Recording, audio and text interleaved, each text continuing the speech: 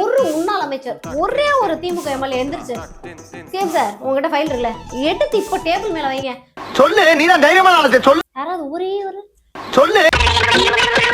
ஹே ராஜேஷ் ராஜேஷ் கும்பரசாமி அப்படியா? கும்பிடு போட்டுட்டே இருங்க. காலத்துக்கும் கும்பிடு போட்டுட்டு தான் இருக்கணும், வேற வழி இல்லை. அப்படியே இருந்துக்கோங்க, எதுவும் பேசாதீங்க ராஜேஷ். சும்மா தேவையில்லாம பேசாதீங்க. இந்த மிரட்டல் உருட்டுக்கெல்லாம் அஞ்சிரவன் இல்லை இந்த திமுக காரன். மீசாவே பார்த்தோங்க நாங்க, சரியா? அதாவது எந்த மீசா அப்படின்ற ஒரு கேள்வி இருக்கு. ஏன்னா ஒரு கடைசியாக வந்து நம்ம உதயநிதி அவர்கள் இப்படி தான் பண்ணிட்டு இருந்தாரு. காவேரி விவகாரத்துக்காக நான் ஜெயிலுக்கு போயிட்டேன், விவசாயிகளுக்கு குரல் கொடுத்ததுக்காக நான் ஜெயிலுக்கு போயிட்டேன்னாரு. இப்போதான் வந்து எல்லாருக்கும் யோசிக்க தோணுது. அப்போ ஸ்டாலின் அவர்கள் வந்து மீசாவில் கைது பண்ணப்பட்டது எந்த மீசாவா இருக்குன்னு யோசிக்க ஆரம்பிச்சிருக்காங்க. மிசாவில் சிறைக்கு சென்ற மு.க. ஸ்டாலின் இன்று பொய்க்கதை புனையப்பட்டு இன்றோடு 43 ஆண்டுகள் உருண்டோடிவிட்டன. சும்மா தேவையில்லாம பேசாதீங்க. இந்த மிரட்டல் உருட்டுக்கெல்லாம் அஞ்சிரவன் இல்லை இந்த திமுக காரன். உருட்டியா உங்க வாழ்க்கையை ஒப்பைத்திட்டீங்கல்ல, இனி யாரும் உருட்டாம உண்மையை பேசுங்க. எல்லாருமே வந்து படிப்படியா இன்னும் முதலமைச்சருக்கு வந்து நிறைய சல்யூட் கொடுக்குறதா இருக்கட்டும், எந்திரிச்ச மரியாதை கொடுக்குறதா இருக்கட்டும், இந்த மாதிரி தான் சம்பவம் நடக்குன்னு தெரிஞ்சுதான் நம்மளோட எதிர்கட்சி தலைவர் இன்னைக்கு வரலன்னு நான் நினைக்கிறேன். நீ என்ன நினைக்கிற? சொல்லத்தான் நினைக்கிறேன், சொல்லாமல் தவிக்கிறேன். ஓ, நீங்க பாட்டாவே பாடிட்டீங்களா? இல்ல என்ன என்ன சும்மா இருக்கணும்னா நீங்க வந்து என்ன பார்த்தா என்ன பைத்தியக்காரன் மாதிரி தெரியுதுன்றது வாடா எல்லாத்தையும் கிளறீங்க. என்ன என்ன இது படிச்சீங்களா? மானியத்தை படிச்சீங்களா? போங்க. நீங்க வந்து கோடி கணக்குல லட்சம் கோடி கணக்குல வந்து நீங்க கொள்ளையடிச்சு வைப்பீங்க, மக்களுடைய வரி பணத்தை அனுப்பிங்க, எல்லாமே பண்ணி ஒட்டுமொத்த ஊழலையும் சுரண்டி தின்னு தீத்துட்டு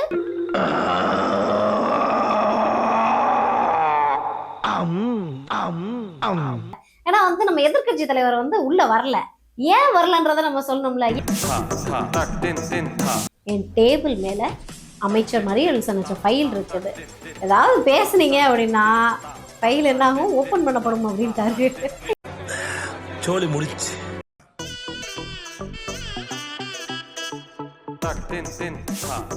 கிரெடிட் கார்டு ஓவர் டியூவா, மல்டிபிள் இஎம்ஐ ஸ்ட்ரெஸ்ஸா? இனி ஒரே இஎம்ஐல ஈஸியா மேனேஜ் பண்ணலாம். Power of one EMI. The expose வியூவர்ஸ்க்கு ஹாய், நான் தான் ரவீனா. ஸோ இன்னைக்கு ஆர்ஆர் விஷன் ஷோவில் என் கூட ராஜேஷ் இருக்காங்க. ஸோ சட்டமன்றம் வந்து தொடர்ந்து நிறைய கேள்விகள் மீதான விவாதங்கள் தொடர்ந்து போயிட்டே இருக்குது. ஸோ அதை பற்றி நிறைய விஷயங்கள் பேசலாம் வாங்க. ஹே ராஜேஷ், ராஜேஷ் கொஞ்சம் இப்படி பாரு. என்ன கூப்பிட்டீங்களா? என்ன என்ன நடந்துகிட்டு இருக்குது இங்க? சட்டமன்றத்துல எல்லாரும் பேசிட்டு இருக்காங்க, நீ என்ன பண்ணிக்கிட்டு இருக்க? எவ்வளவு ஒரு சீரியஸான இஷ்யூ போயிட்டு இருக்குது, அதை பத்தி பேசலாம்னு வந்தா நீ என்ன பண்ணிக்கிட்டு இருக்க? ஆமா, பேசினாலும் ஜெயில தூக்கி போறீங்க, பேசினாலும் இங்க பேசி பேசி சாவடிக்கிறீங்க. நாங்க என்ன பண்றது? ஓ, இந்த மனுஷனை பத்தி பேசிக்கிட்டு இருக்கியா? கரெக்டு தான். அவர் பேசினா உள்ள தூக்கி போட்டுருவாங்க. பேசும்போது நல்ல வார்த்தையை பேசணும். அவரை ஜெயில இருந்து வெளில கூட்டு வந்த உடனே சட்டமன்றத்துக்குள்ள போய் என்ன வந்து தெரியாம அறியாமல் செய்த தவறை மன்னிச்சுக்கோங்க அப்படின்னு சொன்னாரு. அதுக்கப்புறம் வெளியில வந்து வேற மாதிரி பேசினாரு. எதுக்குடா வம்பு அப்படின்னு சொல்லிட்டு பேசாம ஓகே கீப் கைட். சரி, அவரை நம்ம விட்டுடலாம். நம்ம வந்து அப்படியே வந்து வேற விஷயத்துக்கு போயிடலாம். சட்டமன்றத்துல நிறைய விஷயங்கள் நடந்திருக்குது. சரி, இன்னும் இன்னும் வெளிநடப்பு பண்ணுவீங்க, இன்னைக்கு பண்ணாம இருக்கீங்களே, என்ன காரணம்? அங்க உள்ள வந்தா தானே வெளிநடப்பு பண்ண. நான் தான் உள்ளே வரல. எப்படி எங்க பிளான்? Correct, super. எதுக்கு போவானே, எதுக்கு வெளிநடப்பு பண்ணுவானே, அந்த மாதிரி சைலண்ட் மோடுக்கு போயிடலாம்னு டிசைட் பண்ணிட்டீங்க போல. எப்படி எது பேசலாம் அடிப்பீங்கன்னு தெரியும். அதான் காலையில விசாரிச்சோம். அடிச்சா வலிக்குமே. அடிச்சா வலிக்க அப்ப என்ன பண்ணுவோம்? காலையில விசாரிச்சோம், நீங்க முதலமைச்சர் வர்றாராம், கண்டிப்பா நீங்க பேச போறாருன்னு சொன்னாங்க.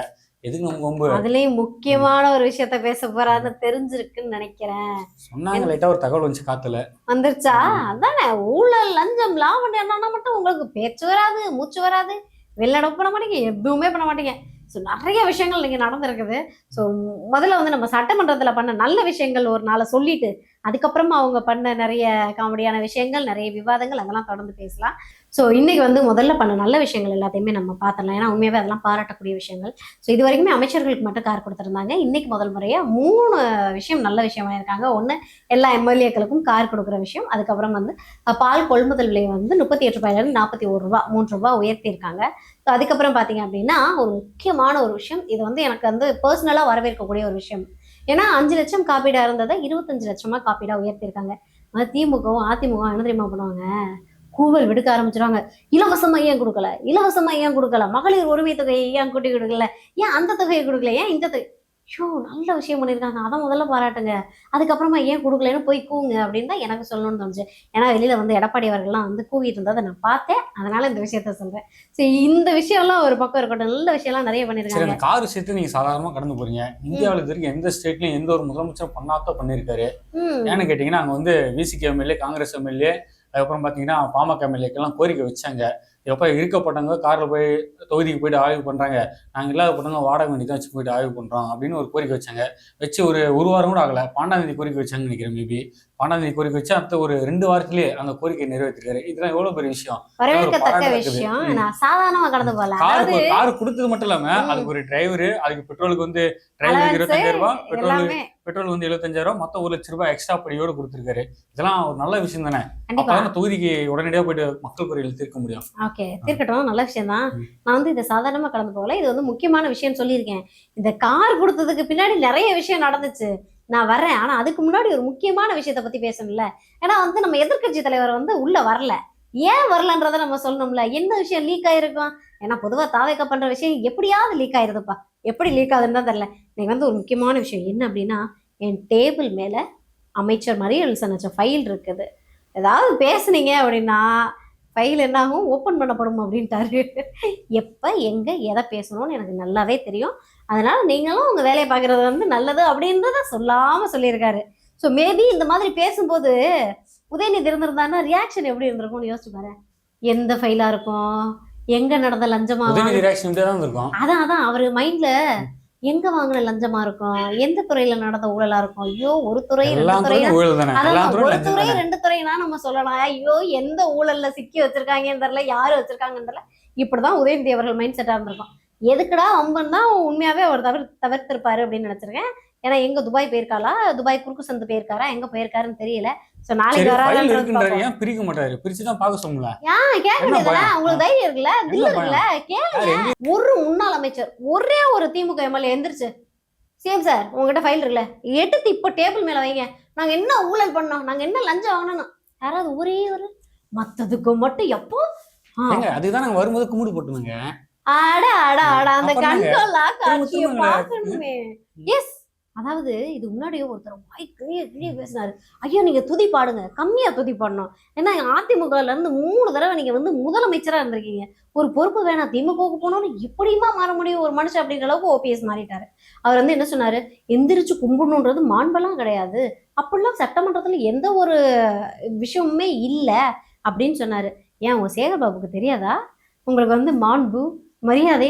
அந்த மனுஷனுக்கு கொஞ்சம் மாண்பு மரியாதைலாம் தெரிஞ்சிருக்கு போல. கும்பிட சாமி அப்படியா, கும்பிடு போட்டுட்டே இருங்க, நீங்க காலத்துக்கும் கும்பிடு போட்டுட்டு தான் இருக்கணும், வேற வழி இல்லை, அப்படியே இருந்துக்கோங்க, எதுவும் பேசாதீங்க ராஜேஷ், சரியா? பேசுனீங்க அப்படின்னா ஃபைல் ஓப்பன் ஆயிரும். ஸோ அதுக்காக சொல்றேன், நீங்களும் கேட்க மாட்டீங்க என்ன ஃபைல் இருக்குது, யாரோட ஊழல் ஃபைல் இருக்குன்னு கேட்க மாட்டீங்க. கேட்டா பஞ்சாயத்தை யார் தேய்க்கிறதுன்னு, ஏற்கனவே ரைடு மேல ரைடு, வாத்தி ரைடு மாதிரி போய்கிட்டு இருக்கு உங்க நிலைமை. சும்மா தேவையில்லாம பேசாதீங்க. இந்த மிரட்டல் உருட்டுக்கெல்லாம் அஞ்சிரவன் இல்லை இந்த திமுக காரன், மீசாவே பார்த்தோங்க நாங்க, சரியா? அதாவது எந்த மீசா அப்படின்ற ஒரு கேள்வியே இருக்கு. ஏன்னா அவர் கடைசியா வந்து நம்ம உதயநிதி அவர்கள் இப்படிதான் பண்ணியிருந்தாரு, காவேரி விவகாரத்துக்காக நான் ஜெயிலுக்கு போயிட்டேன், விவசாயிகளுக்கு குரல் கொடுத்ததுக்காக நான் ஜெயிலுக்கு போயிட்டேன்னாரு. இப்பதான் வந்து எல்லாருக்கும் யோசிக்க தோணுது, அப்ப ஸ்டாலின் அவர்கள் வந்து மீசால கைது பண்ணப்பட்டது எந்த மீசாவா இருக்குன்னு யோசிக்க ஆரம்பிச்சிருக்காங்க. நீங்களே வாயை கொடுத்து மாட்டிக்கிறாதீங்க. ஊரே உலகமே நம்புது மீசால தான் கைது பண்ணாங்க. எப்ப அதாவது எந்த மீசா, அந்த மீசா யாருன்னு யோசிக்க வச்சிடாதீங்க. அதனால தயவு பேசுறத பார்த்தா என்ன சொல்ல வரீங்க? அப்ப நான் ஒரு பொம்பளை கேஸ்ல கைதானாரு ஸ்டாலின். சாரி ராஜேஷ், மீசான்னு போயிட்டு விக்கிபீடியால பாருங்க, மீசாவிலே கைது பண்ணிட்டு விக்கிபீடியா எல்லாம் யூடியூப் சேனல் போட்டுருக்காங்க. மீசா காலத்துல கைது பண்ணதையே வந்து நீங்க வந்து மீசால கைதானே மீசால கைதானே ஆமா, டெவலப் பண்ண தேவையா? அப்புறம் திமுக இது கூட டெவலப் பண்ணி போடலாம். அப்புறம் என்னதான் அதாவது நீங்க சொன்னீங்களே, என்ன சொன்னீங்க ஃபர்ஸ்ட் எடுத்த உடனே என்னமோ சொன்னீங்களே, திமுக காரன்னா இந்த மிரட்டல உருட்டுக்கெல்லாம் அஞ்சிரவன் இல்ல திமுக காரன். அப்படியே உருட்டி உருட்டி அவங்க வாழ்க்கையை ஒப்பேத்திட்டீங்கல்ல. இனி யாவது உருட்டாம உண்மையை பேசுங்கயா, மக்கள் உங்களை வேண்டான்னு உதறி தள்ளிட்டாங்க. இன்னும் உருட்டிக்கிட்டே இருந்தீங்கன்னா சுத்தமா நீங்க இனிமே சட்டமன்றத்துல இப்ப இருக்கீங்கல்ல, இனி வந்து சட்டமன்றத்துக்குள்ள கூட போக முடியாது. ஏன்னா நம்மளுடைய கொளத்தூர் தலைவரை ஏற்கனவே கொத்தூஸ் சட்டமன்றத்துக்குள்ள போலாம், நாங்க வெளில இருந்து மக்களுக்காக குரல் கொடுப்போம், தொடர்ந்து மக்களோட நிப்போம் அந்த திமுக காரன். சாதாரணமா வரல இந்த இடத்துக்கு, சரியா? சம்பவம் பண்ணிட்டு தான் வந்திருக்கீங்க, உங்க சம்பவம் எங்க கிட்ட இருக்குங்க, ரொம்ப ஆடி ஈடி வந்து தொலைச்சிடாதீங்க, அதுக்கப்புறம் வேற மாதிரி ஆயிரும். ஏதோ இடைத்தேர்தலையாவது சிலருக்கு நல்லது நடக்கட்டுமேன்னு அந்த ஃபைல் ஓப்பன் ஆகாம இருக்குது. நீங்க ஏதாவது பேசி பயம் வந்துச்சுங்க, எங்க நாங்க ஜெயிச்சிட போறோம்ட்டு. ஓ அதனால தான் இடைத்தேர்தல் அப்படி சொல்றாருங்க முதலமைச்சர். இது பகல் கனவா ராஜேஷ்? பகல் கனவு இல்லைங்க, நிஜ கனவு. படுத்துட்டே கனவு காணுவீங்களா? பகல் கனவு கிடையாதுல்ல. எங்க அவர் கனவுலயே ஜெயிச்சாருங்களாங்க, மீண்டும் இடைத்தேர்தல ஜெயிச்சு மீண்டும் சட்டமன்றத்துக்கு போறாங்களாம் அப்பா. தெரியுமா தெரியாதா உங்களுக்கு? சட்டமன்றத்துக்கு இல்ல. ஆமா, திரும்ப வராரு. எப்ப வருவாரு? எப்படி வருவாரு? அடுத்த 6 ஏதாவது மாசம் மாறு வேஷம் ஏதாவது இருக்கா? அடுத்த 6 மாசத்துல வருவாரு. சும்மா சட்டையை கிழிச்சுன்னு வருவாரு. எதுக்கு? சாதாரணமா வரல. இல்ல சாரி, இதுக்கு முன்னாடியே சட்டையை கிழிச்சுக்கிட்டு தான் வெளியில போயிருக்காரு. திரும்ப சட்டையை கிழிச்சுக்கிட்டுலாம் உள்ள வர வேண்டாம். சோ அந்த விஷயம் நமக்கு வேண்டாம். அவர் அதுக்கப்புறம் வந்து எப்படி தாவேக்காரங்க வந்தாலும் சரி. எதிர் சீட்டை பார்த்தா தாவேக்காரங்க இருப்பாங்களா இருக்க மாட்டாங்களே தெரியாது, அந்த அளவுக்கு நல்லா தயாரிட்டு இருக்காரு. ராஜேஷ், நீ ஒரு விஷயத்த நோட் பண்ணலையா? நீ சட்டமன்றத்துல திமுக என்ன பண்ணுச்சு தெரியுமா? 2 மாசத்துல ஆட்சி கவிழ்ந்துரும், 3 மாசத்துல ஆட்சி கவிழ்ந்துரும், ரீல்ஸ் ஆட்சி, அந்த ஆட்சி, இந்த ஆட்சி, தாவேக்கா ஒண்ணுமே பண்ணல. அப்படி எப்படின்னு உருட்டுனீங்க. இன்னைக்கு நேரு பேசுற விஷயத்த பாத்தியா? உங்க ஆளுதாப்பா வந்து சொல்லியிருக்காரு, நாங்களாவது வந்து வீடை வந்து குறையா கட்டி கொடுத்துட்டோம், குறை சொல்ற மாதிரி, நீங்களாவது குறை இல்லாம நிறைய வீடு கட்டி கொடுங்கன்றாரு. அப்ப என்ன, அவரே ஒத்துக்கிறாரு, பாவம் மனுஷன், நாங்க கட்டின வீடு நல்லா இல்ல சாமி, நீங்களாவது இனிமே 5 வருஷம் ஆட்சியில இருப்பீங்க, நல்ல வீடா கட்டி கொடுங்க அப்படின்னு பாவம் சொல்லாம சொல்லிட்டு போறாரு. தவறான தகவல் தான் சொல்லக்கூடாது, சரியா? அப்படியா? என்ன சொன்னாரு, அந்த வீடு கட்டுற ஒர்க் ஆர்டர் பயனாளி கிட்ட நாங்க கொடுத்துடுறோம், அவங்க தான் அந்த வீடு கட்டுறாங்க, அந்த அமௌண்ட் போறது மட்டும் தான் அதிகாரிக்கு போய் ஆய்வு பண்றாங்க, அது சரியா கட்டணும்னா நாங்க என்ன பண்ண முடியும் அப்படின்னு ஒரு விளக்கத்தை கொடுத்தாரு. அதையும் நீங்க பேசணும்ல, ஒரு தரப்பா பேசணும், அப்படி சரியா இருக்குமா? இந்த பேர் ராஜேஷ், உங்களுக்கு சிம்பிளா சட்டமன்றத்திலே நாங்க பதில் கொடுத்துட்டோம். சும்மா அந்த பகல் கனவுன்றது இதெல்லாம் பண்ணாதீங்க. இனிமே ஐயோ சாமி, நீங்க கனவு கண்டா கூட ஆட்சிக்கு வர முடியாது. இப்ப இருக்கீங்க பாரு சட்டமன்றத்துல, நீங்க கூட இனிமே இருப்பீங்களா என்னன்னு தெரியாது. அதனால இந்த பகல் கனவு காண்றது எல்லாம் தலைகீழ போயிருச்சு, எல்லாம் மாறிடும். அங்க வந்து தூய்மையான ஆட்சி கொடுத்தோம். அந்த கனவுல முதல்ல வெளியில வாங்க. ஏன்னா ஒரு அமைச்சர் வெளியில, முன்னாள் அமைச்சர் ஒருத்தர் வெளியில வந்துட்டாரு. நேரு எப்படியா வந்து நீங்க நல்லாச்சு கொடுக்குறீங்க அப்படின்னு தாவேக பக்கமா வந்து ஒத்துக்க ஆரம்பிச்சிருக்காரு. ஸோ இன்னொருத்தர் வந்துருச்சு, எந்திரிச்சு கும்பிடு போட ஆரம்பிச்சிட்டாரு. தாவேக்கோடைய முதல் மாற்றம் அப்படின்னு தான் நான் பாக்குறேன் இன்னைக்கு சட்டமன்றத்துல. ஸோ எல்லாருமே வந்து படிப்படியா இன்னும் முதலமைச்சருக்கு வந்து நிறைய சல்யூட் கொடுக்குறதா இருக்கட்டும், எந்திரிச்ச மரியாதை கொடுக்குறதா இருக்கட்டும், இந்த மாதிரிலாம் சம்பவம் நடக்குன்னு தெரிஞ்சுதான் நம்மளுடைய எதிர்கட்சி தலைவர் இன்னைக்கு வரலன்னு நான் நினைக்கிறேன். நீ என்ன நினைக்கிற? சொல்லத்தான் நினைக்கிறேன், சொல்லாமல் தவிக்கிறேன். ஓ, நீங்க பாட்டாவே பாடிட்டீங்களா? அருமை அருமை. அதாவது வந்து அபிநவி படத்துல கமல்ஹாசன் சொல்லார்ல, அந்த மாதிரி சபாநாயகர் வந்து பாட்டு பாடி ஒரு விஷயத்த கன்வே பண்ணியிருக்காரு. ஏன்னா வந்து இந்த கார் கொடுக்கும்போது வந்து இது வரைக்கும் நீ சொன்ன மாதிரி எந்த சிஎம்மே பண்ணதில்ல. இப்படி பல தரமான சம்பவங்களை நம்மளுடைய சிஎம் பண்ணிக்கிட்டு இருக்காரு. ஸோ இதுல எப்பவுமே ஒரு ஆளுங்கட்சி இருக்குதுன்னா அந்த ஆளுங்கட்சிக்கு ஃபேவரா தான் எல்லாருமே பண்ணுவாங்க. நீ பொதுவாக பார்த்துருக்கலாம். ஏன்னா வந்து இதுக்குள்ள வந்து இதுக்கு உனக்கு முன்னாடியே தெரியும். அதிமுகனா அதிமுக அமைச்சர்கள், திமுகனா திமுக அமைச்சர்கள், அதிமுகவுக்கு என்ன வேணுமோ அதை அதிமுக பண்ணிக்கும், திமுகவுக்கு என்னமோ அதை திமுக பண்ணிக்கும். இது வரைக்கும் என் பக்கத்து வீட்டுல யாருக்கு என்ன வேணும்னு பார்த்தது கிடையாது, பக்கத்துல இருக்க கட்சிக்கும் என்ன வேணும்னு பார்த்தது கிடையாது. பட் சிஎம் அப்படி இல்லாம எல்லாருக்குமே காரணம். அதுலயும் ஒரு அமைச்சர், சரி அதுலயும் ஒரு எம்எல்ஏ எந்திரிச்சு சொன்னாரு, கேட்டியா இல்லையா? அப்படியே கொஞ்சம் கனிவோட 2வது முறையா சட்டமன்ற உறுப்பினராக இருக்க எங்களுக்கும் கொஞ்சம் கார் கொடுத்தீங்கன்னா நல்லா இருக்கும் அப்படின்னு ஒரு மாதிரி ஃபன் மூமெண்ட்லாம் சொல்றாரு. அதோட இன்னொரு ஒரு ஃபன் பாத்தியா, தாவேக்கோட எம்எல்ஏ விஜய் சார் இப்படி திரும்பி பார்த்து இப்படி ஷாக் ஆகி சிரிக்கிற அளவுக்கு ஒரு விஷயம் சொல்லிட்டாரு. அதாவது மனசுல இருக்கிற ஃபீலிங்கை கொட்டுறாரு, ஆதங்கத்தெல்லாம் கொட்டிட்டாரு. அதாவது வந்து அவரு அந்த கல்லூரி காலங்கள்னு ஒன்று இருக்குல்ல, அப்போ வந்து வேலைக்கு போயிருக்காரு. அந்த டைம்ல வேலையும் கிடைக்காம இருந்திருக்குது. அப்போ வந்து காரும் இல்லை. ஸோ லவ் ஃபெயிலியர் ஆயிடுச்சு பாவம் மனுஷனுக்கு. லவ் ஃபெயிலியரை வந்து சட்டமன்றத்துல பேசக்கூடிய அளவுக்கு இன்னைக்கு சட்டமன்றம் ஜாலியா இருந்திருக்கு, அவங்களுக்கான ஸ்பேஸை கொடுக்குது அப்படின்னு தான் நான் பாக்குறேன். ஆனா என்ன பொறுத்த வரைக்கும் இந்த கார் விஷயம் நீங்க பேசும்போது எனக்கு அடுத்த 6 மாசத்துல இடைத்தேர்தல் என்ன வேணாலும் நடக்கலாம்னு நான் நினைக்கிறேன்.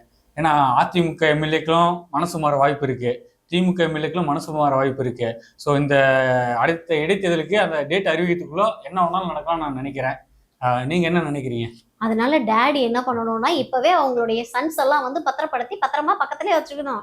கொஞ்சம் அசந்து வீட்டுல ரெஸ்ட் எடுக்க விட்டுருக்காங்க, குளத்தூர் மக்கள்னு ரெஸ்ட் எடுத்தாருன்னு வச்சுக்கோ, அவருக்கு எப்பவுமே ரெஸ்ட் தான். ஸோ அதுக்கப்புறம் அவருக்கு மட்டும் கிடையாது, கொஞ்சம் வெளிச்சுக்கிட்டா சில எம்எல்ஏக்கள் பொழைச்சுப்பாங்க, இல்லைன்னா நம்மளுடைய ஸ்டாலின் ஐயாவோட சேர்ந்து மற்ற எம்எல்ஏக்களும் வீட்லயே ரெஸ்ட் எடுக்கலாம். சரி வேற என்ன சொல்ல? நீங்க சபாநாயகர் பத்தி சொன்னீங்க. நானும் 2 முறை சட்டமன்றம் பார்த்திருக்கேன், அதிமுக ஆட்சியிலும் பார்த்திருக்கேன், திமுக ஆட்சியிலும் பார்த்திருக்கேன். ஆனா இந்த சபாநாயகர் பண்ற விஷயம் எல்லாருமே ரொம்ப பிடிச்சிருக்கு.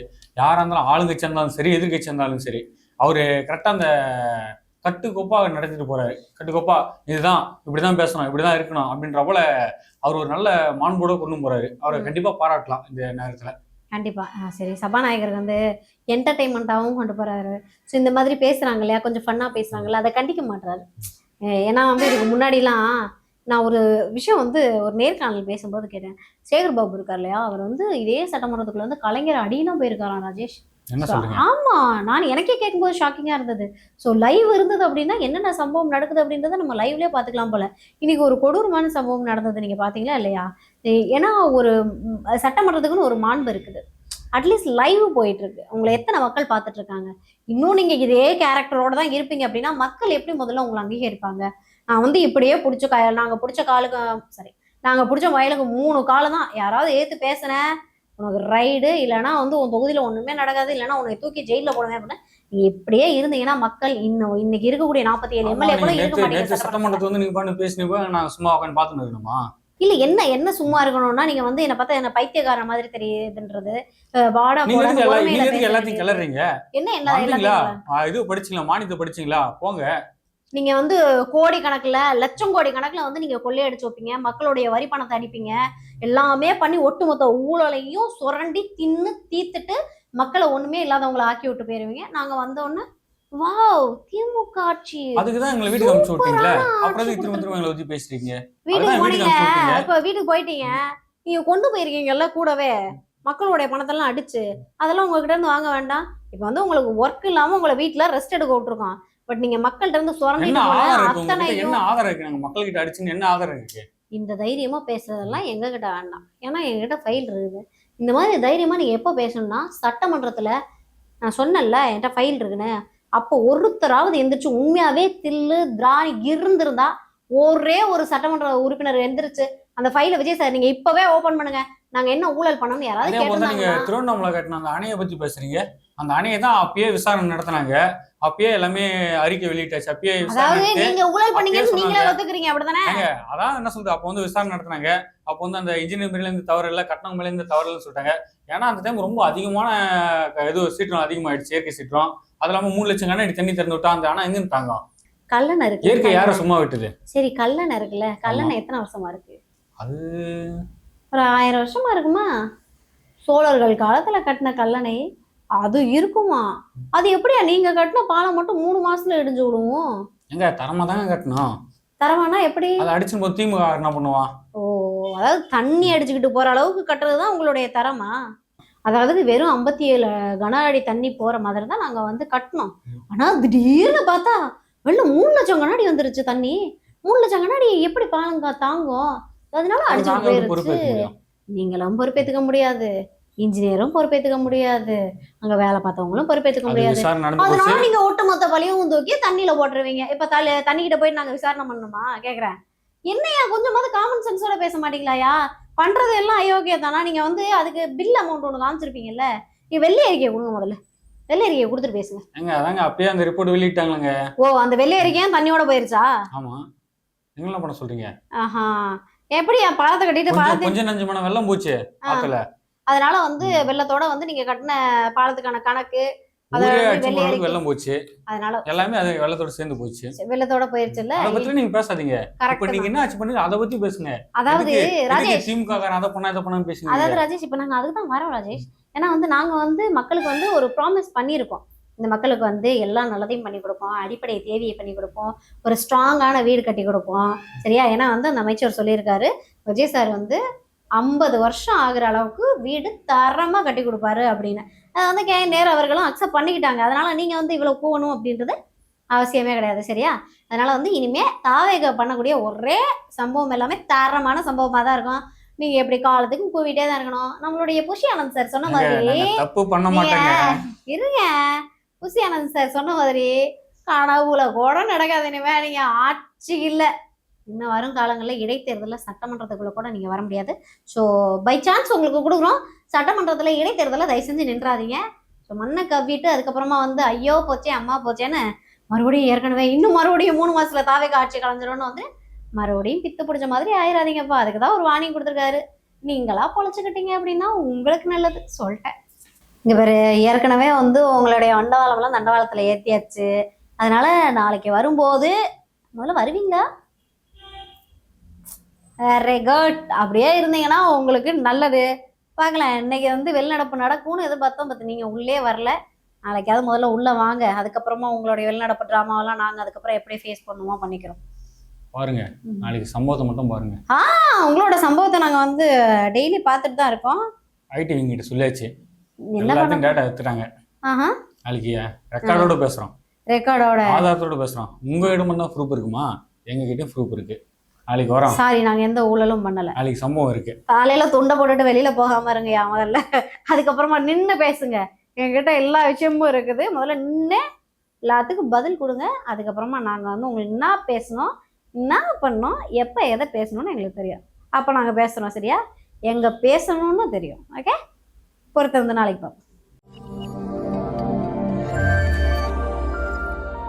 கிரெடிட் கார்டு ஓவர் டியூவா, மல்டிபிள் இஎம்ஐ ஸ்ட்ரெஸ்ஸா? இனி ஒரே இஎம்ஐல ஈஸியா மேனேஜ் பண்ணலாம். Power of one EMI.